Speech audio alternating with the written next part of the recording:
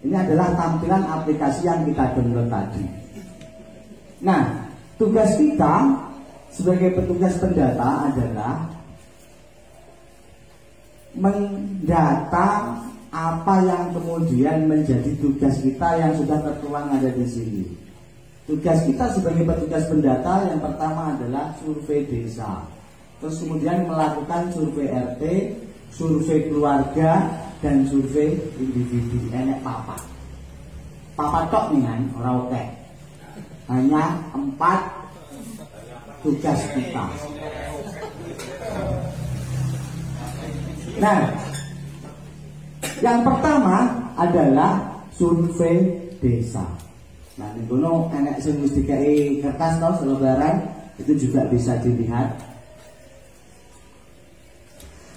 Pada prinsipnya, teknis pengisiannya adalah seperti yang ada di layar, yaitu klik menu survei desa untuk masuk ke submenu, isi semua kolom-kolom yang kosong sesuai data yang ada. Jika ada kolom yang bercetak tebal, maka pilih salah satu dari pilihan yang tersedia.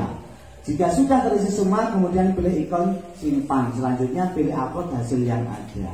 Nah, yang perlu kemudian kita ketahui bahwa yang diperhatikan adalah sebelum data dipastikan benar-benar valid, benar-benar benar, jangan diupload dulu.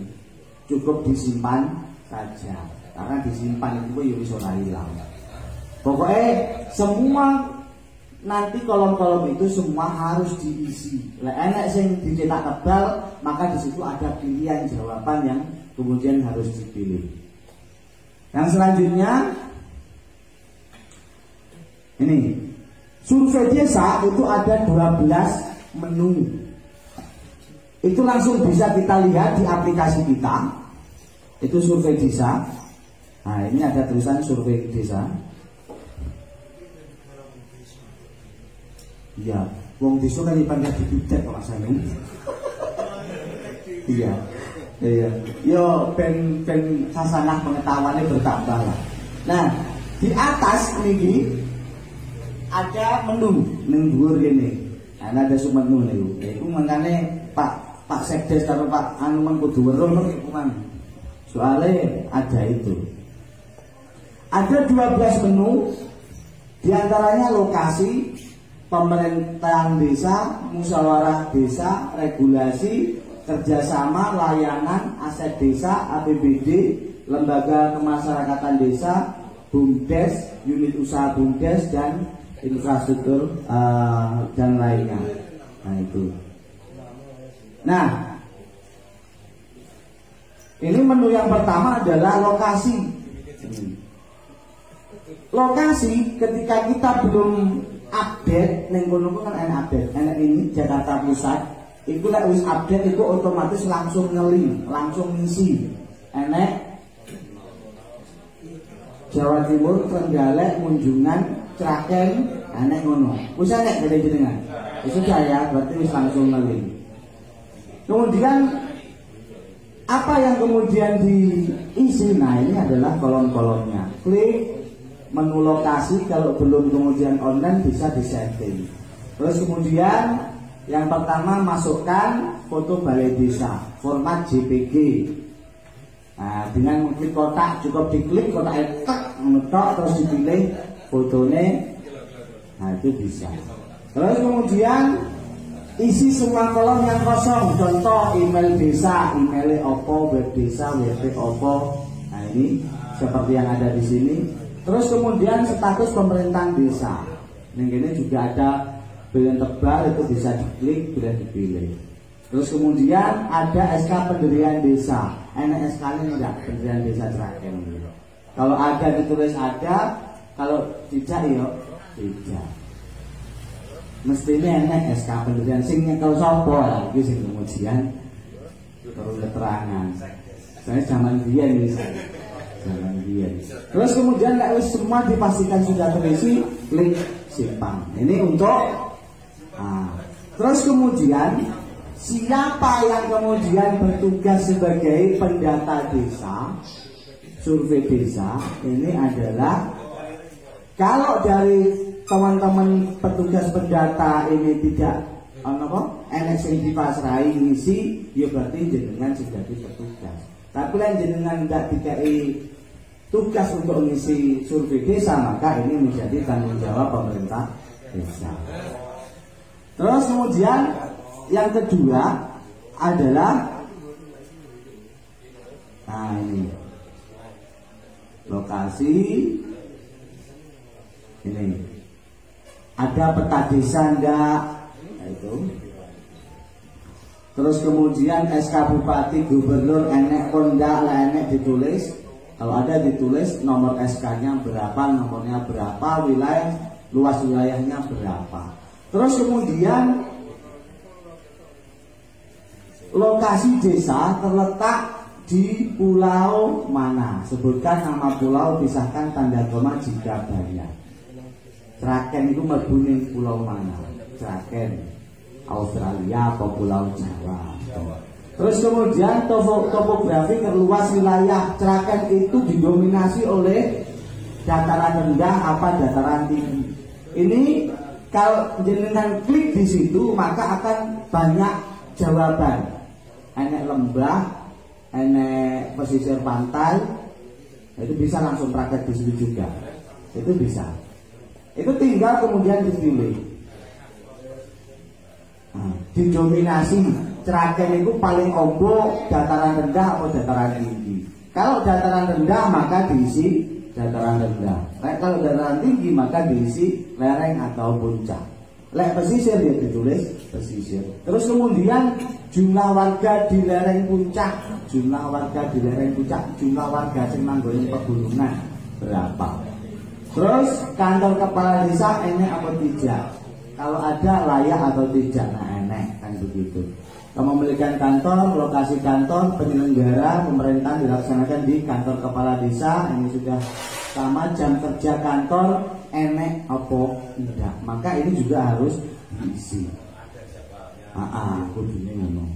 Terus kemudian koordinat lintang iki iso didelok melalui Google Map lek bingung golek. Nek wis mari diisi kabeh maka disimpan. Kalau datanya sudah dipastikan benar maka bisa langsung di-upload. Terus kemudian menu yang kedua adalah pemerintahan desa. Nah, pada prinsipnya semua sama. Semua kolom yang kosong juga harus diisi. Terus jika ada kata yang tebal, tulisan yang tebal, di situ ada pilih salah satu. Nah ini pemerintahan desa, jabatan kepala desa, jenenge siapa, jenis kelaminnya apa. Nah ini kalau sudah diisi semua, menjabat sejak kapan. Nah kalau kemudian menjabat sejak kapan maka ini berdasarkan SK. Terus kemudian harus mari disimpan. Yang selanjutnya regulasi RPJM desa berlaku sampai tahun, RKP desa enek apa enggak, pasti semuanya ada. Kalau kemudian kepala desa Kraken kemarin yang terakhir mulai tahun 2019 maka RPJM berlaku sampai tahun 2025. Entry regulasi peraturan. Nah ini yang mendukung pemberdayaan perempuan, jenis peraturan desa, keberadaan ada atau tidak. Ini cuma harus diisi. Makanya tadi Pak Ketua kelas ya juga harus bisa. Nek wis mari semua disimpan. Terus kemudian yang selanjutnya APBD. Nah, mengregulasi saiki APBD. Nah, yang perlu diketahui adalah APBD itu bukan barang sakral, Pak. APBD itu bukan dapurnya desa, bukan. Tetapi APBD itu adalah hal yang wajib dipublikasikan. Semua orang benar. Nah, jadi anggaran pendapatan desa tahun sebelumnya itu harus diisi. Anggaran pendapatan biro dana desa dari APBN berapa, pendapatan asli desa itu berapa, pendapatan asli desa itu bisa berupa tanah kas desa atau TKD, bisa juga berasal dari BUMDes atau yang lainnya. Maka semua harus dicatat di APBD ini, di kolom sini. Terus kemudian alokasi dana desa, ADD-nya berapa, bantuan keuangan dari APBD provinsi berapa. Nah, ini kolom-kolomnya. Anggaran pembelanjaan desa tahun sebelumnya berapa, ini juga harus diisi. Dan pastikan semua kolom-kolom ini semua sudah terisi. Nek wis mari kabeh baru kemudian disimpan. Nek wis disimpan, datanya betul baru di-upload. Nah, terus kemudian submenu yang selanjutnya adalah aset desa. Aset desa nih Kraken itu ada enggak? Kalau ada, nama asetnya apa? Terus kemudian volumenya berapa? Satuannya, kalau kemudian BUMDes atau BUMDesnya berarti unit. Kalau aset desanya itu berupa tanah kas desa, maka satuannya adalah hektar. Terus nilainya kira-kira piro? Itu harus diisi semua. Wis diisi semua baru disimpan di sini. Terus kemudian yang selanjutnya ini adalah layanan. Submenu yang ke-7. Komputer, PC, laptop. Terus kemudian fasilitas internet. Ada kecepatan akses internet. Nah ini ora oleh kemudian desa itu akses internet terus kemudian internetnya lemot. Nggak oleh. Kudune lek ngakses yo sing cepet. Yo kira akses lemot ya apa arep ndak iso megawe kan. Terus kemudian sistem keuangan, nah itu semua kolom-kolomnya ini harus diisi dan pastikan dengan benar. Kemudian lek wis diisi kabeh simpan baru diupload. Nah, ini submenu yang ke-8.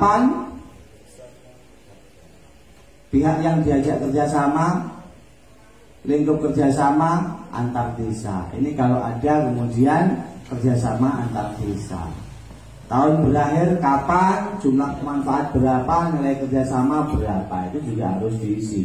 Kalau di Kraken itu ada ya, termasuk kemudian apa namanya ini, klaster itu juga masuk menjadi lingkup kerjasama antar desa. Nah itu apa jenis klaster itu tadi? Klaster itu ya? BKD. Ah ya BKD. Teluk Subren jenenge. Berarti lingkup kerjasama antar desa. Kono akan pilihannya ketika kita klik. Tahun berakhir kerjasama tahun berapa? Karena begini, kerjasama itu pasti ada tahun mulai berjalan sampai berakhir. Kalau tahunnya berakhir bagaimana? Berarti harus diperbarui lagi surat kerjasamanya lagi kan begitu. Orang oleh kemudian gaya kerjasama langsung 50 tahun tidak boleh. Ya maksimal ya podo sampai kepala desa ini lah. Report yo jadi ini kayak ngono kemana. Nah, lek wis bener baru disimpan. Terus kemudian yang sub ke-9 lembaga kemasyarakatan desa. Nama lembaga ini apa, jumlah pengurusnya, jumlah anggotanya. Lembaga desa enek apa ora ning desa? Pasti ada lah. Ono LPM, NLMDH, Linmas dan PKK dan seterusnya itu. Terus kemudian jumlah pengurusnya biro, kemudian diisi lek 10 ya 10. Jumlah anggotanya berapa? Jadi beda loh ya antara pengurus sama anggota, beda. Nek ngurus ku sing tukang ngurusi, lek anggota ini ya sing diurusi ngono. Terus nek wis mari disimpan. Selanjutnya ini kaitannya dengan BUMDes. Nama BUMDesnya apa? Emailnya apa? Webnya apa? FB-nya apa? Twitternya apa? Instagram? Modal awalnya berapa? Dari warga desa berapa? Omset setahun berapa? Keuntungan bersih berapa? Nah ini juga harus lengkap. Nilai asetnya berapa? Hah? Iya. Pemerintah desa. Sing tekok ben pemerintah desa. Tadi kan sudah saya bilang, ini ketika tugas tugas survei desa ini dipasrahkan salah satu dari jenengan, maka ini menjadi tugas panjenengan. Kalau tidak dipasrahkan panjenengan, maka ini menjadi tanggung jawab desa. Kan memang bisa, betul? Berarti sing wajib delok ini sapa? Sing wajib delok ya peserta BIMTEK, terutama pemerintah desa. Ya. Lek wis mah disimpan kemudian diupload. Nah ini banyak sekali kalau BUMDes ini. Terus yang selanjutnya, nah ini unit usaha submenu yang ke-9. Unit usahanya apa? Ditulis. Terus jumlah unit usahanya berapa? Dan ini iso simpan pinjam, iso pariwisata, iso kemudian penyedia barang dan jasa. Tergantung berapa unit yang ada di sini, unit usaha. Terus kemudian jumlah pekerjaannya berapa? Kalau yang simpan pinjam berapa jumlah pekerjaannya? Penyedia barang dan jasa berapa? Kalau di tempat wisata berapa?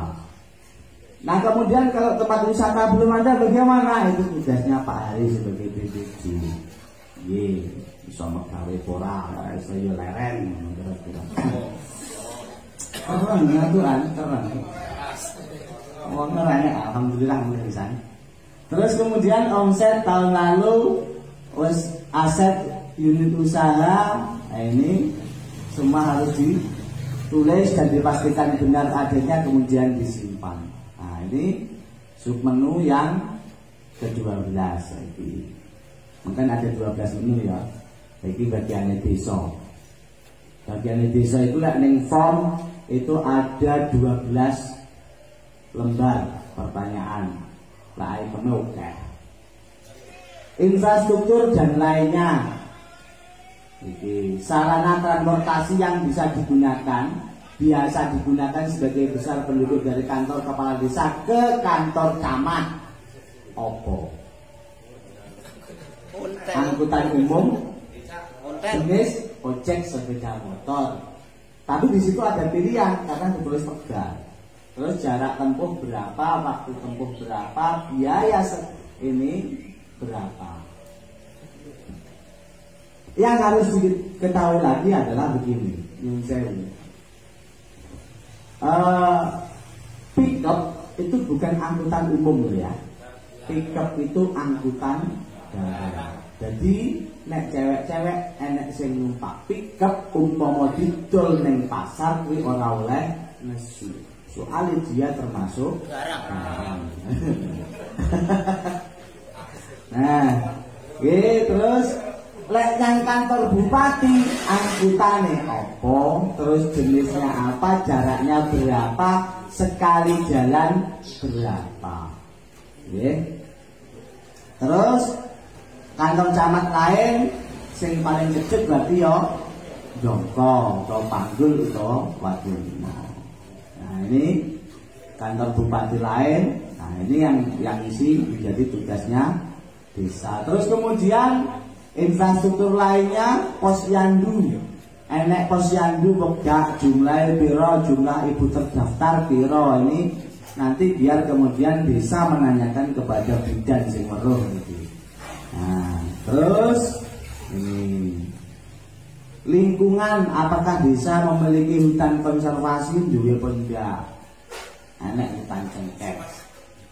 Hutan cengkeh itu bukan hutan ya.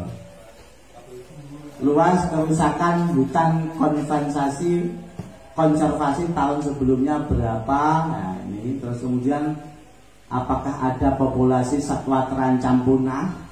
Nah, lek enek ditulis ya, lek enggak ya tidak. Ini ada harimau Sumatera, badak, owa, bekantan, galak Bali, babi rusa, elang, monyet dan seterusnya. Ini semua kolom-kolom harus dipastikan terisi dan kemudian simpan. Lek wis bener kemudian baru di-upload.